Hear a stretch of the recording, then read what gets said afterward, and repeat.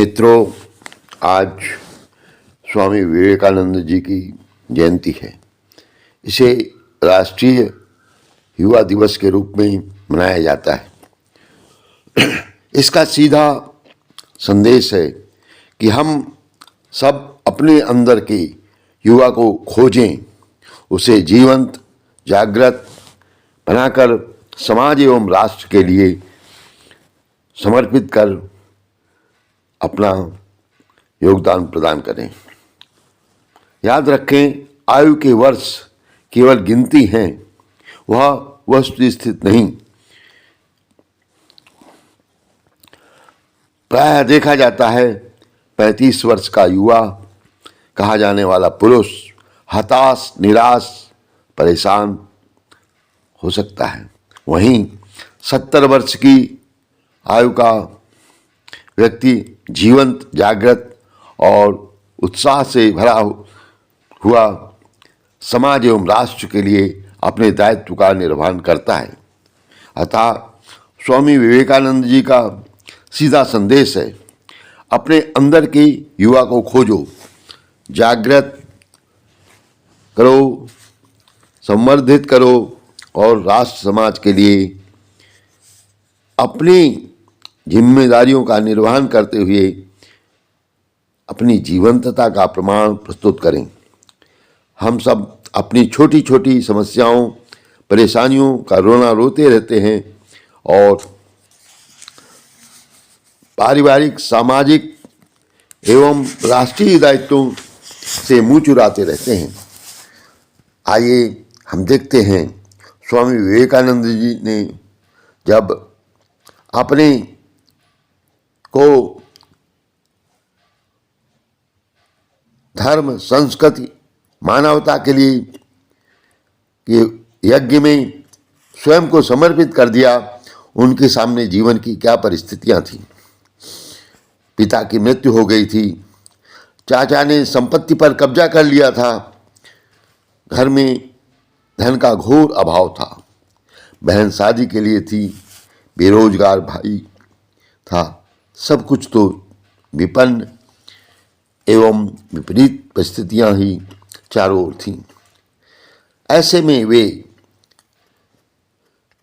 रामकृष्ण परमहंस जी के पास गए इस आशा के साथ कि वे आशीर्वाद देंगे और हमारी इन समस्याओं से मुक्ति दिलाएंगे।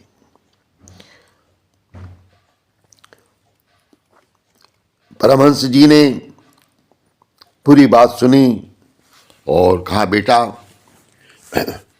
तुम भी तो माँ की सेवा करते हो, जाकर के माँ से सीधे मांग लो।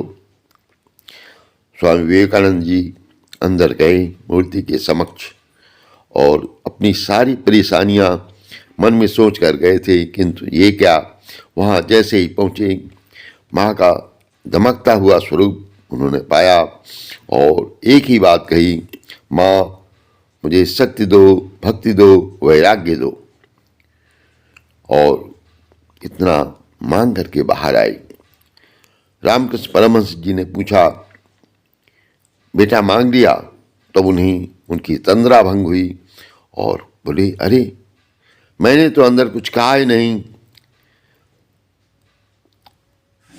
शक्ति, भक्ति और वैराग्य मांगा, पारिवारिक कोई बात कही ही नहीं। बोली, कोई बात नहीं बेटा, दोबारा चले जाओ।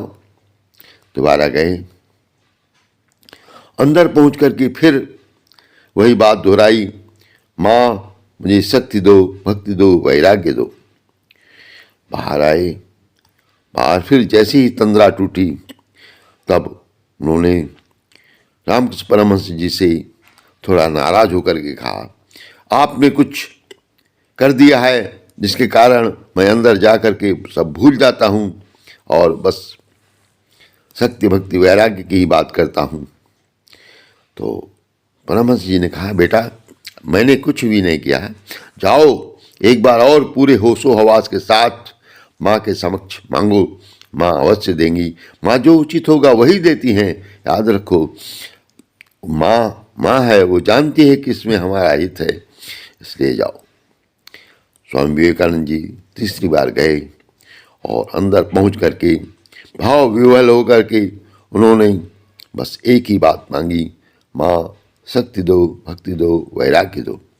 बाहर आए। फिर जब होश ने ध्यान आया कि अरे अंदर कुछ मांगा ही नहीं, बहुत खींच उठे, परेशान उठे। तब परमहंस जी ने समझाया, बेटा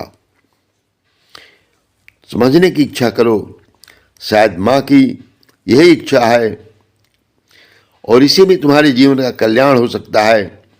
अतः माँ ने जो तुम्हारे लिए मार्ग निर्धारित किया है, शायद उसकी सबसे बड़ी आवश्यकता है, उसकी पूर्ति करो और निश्चित रूप से माँ तुम्हें सफलता देगा, माँ सफलता देगी और यशस्वी जीवन व्यतीत कर तुम समाज और राष्ट्र के लिए बहुत कुछ करोगे।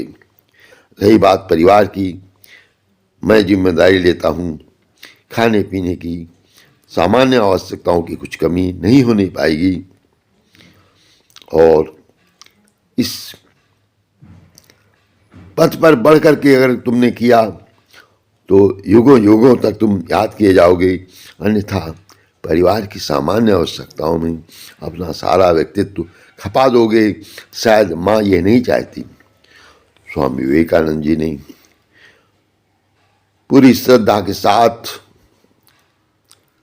इस पथ पर अपने कदम रखे और हम सबके समक्ष है कि आज वे लाखों नहीं करोड़ों लोगों के जीवन में परिवर्तन की ऐसी लहर लाए कि उनका जीवन क्या से क्या हो गया और अभी भी वह क्रम जारी है। जाने कितने लोग हताश, निराश, परेशान, दुखी, जीवन से टूटे हुए, हारे हुए लोग स्वामी विवेकानंद जी के जीवन से प्रेरणा लेते हैं और अपने जीवन को महान बनाते हैं। अतः मित्रों, सच्ची श्रद्धांजलि, सच्ची निष्ठा, सच्चा समर्पण हमारा यही होगा कि हम अपने अंदर के युवा को खोजें और उत्साहपूर्वक उसे जीवंत और जागृत बनाएं और याद रखें, आयु केवल गिनती है, सामर्थ्य का अंत नहीं। और आज राष्ट्र जब तमाम सारी समस्याओं से गुजर रहा है, तब राष्ट्र एवं संस्कृत के लिए अपना कुछ न कुछ योगदान अवश्य दें। तो विवेकानंद जयंती बनाना हमारा सार्थक हो जाएगा। आप स्वयं सक्षम बने, शक्तिवान बने, राष्ट्र और संस्कृत के लिए कुछ करें। इसी कामना के साथ बहुत बहुत धन्यवाद। कृपया चैनल को लाइक, सब्सक्राइब और शेयर अवश्य करें। धन्यवाद।